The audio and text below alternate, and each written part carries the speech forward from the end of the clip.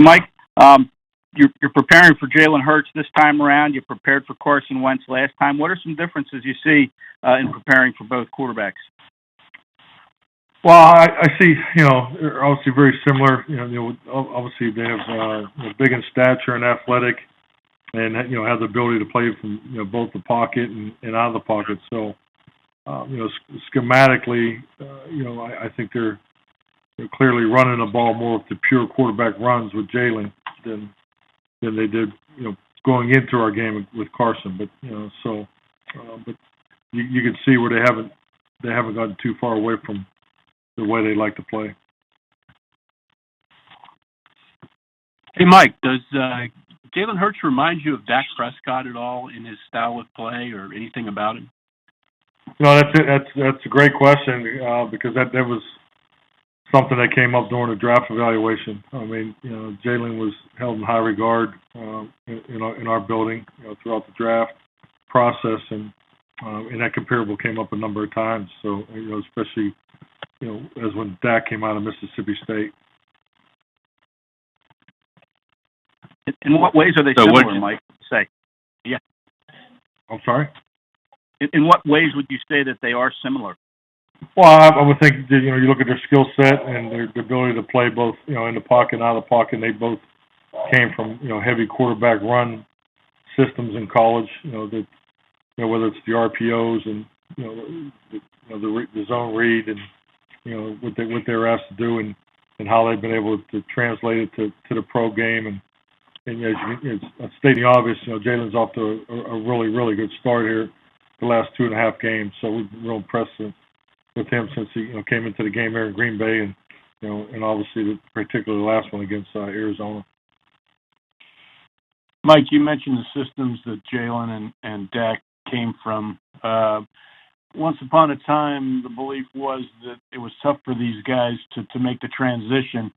Now it seems NFL teams are kind of change their offense a little bit to suit the skills of those kind of quarterbacks. Is that what we're seeing more of in today's game? Oh, absolutely. My first year in the league was 1993, and every quarterback that you coached back then was playing under center, and then if you ever moved them back into the shotgun, it was something totally brand new to them. Just the fact that it's pretty much flipped. Now you get quarterbacks that come out of college that have never been under center. Because just the way not only are more teams are playing in college, but also in high school. So, I think that's part of the trend and what's going on in our league, and really the comparisons and comparables of schemes that you use in college that translate to the pros and vice versa.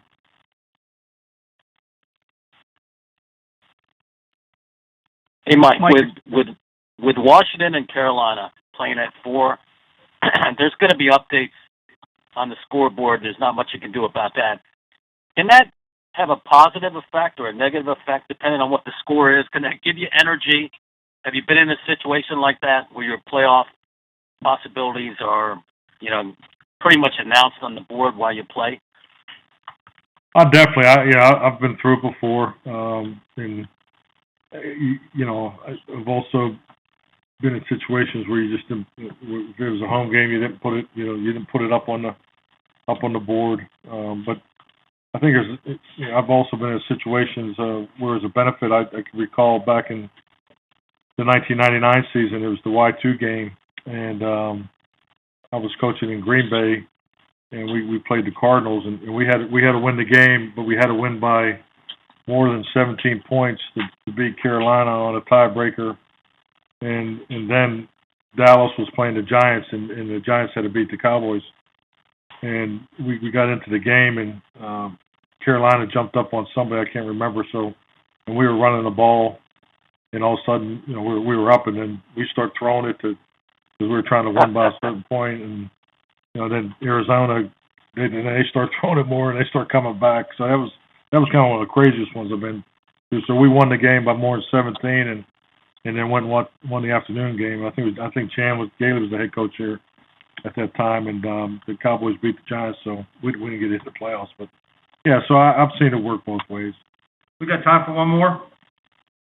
Hey, Mike, I want to ask you about Alex Singleton for the Eagles, the linebacker. Yeah. Kind of came on here during the season. What have you seen in his play?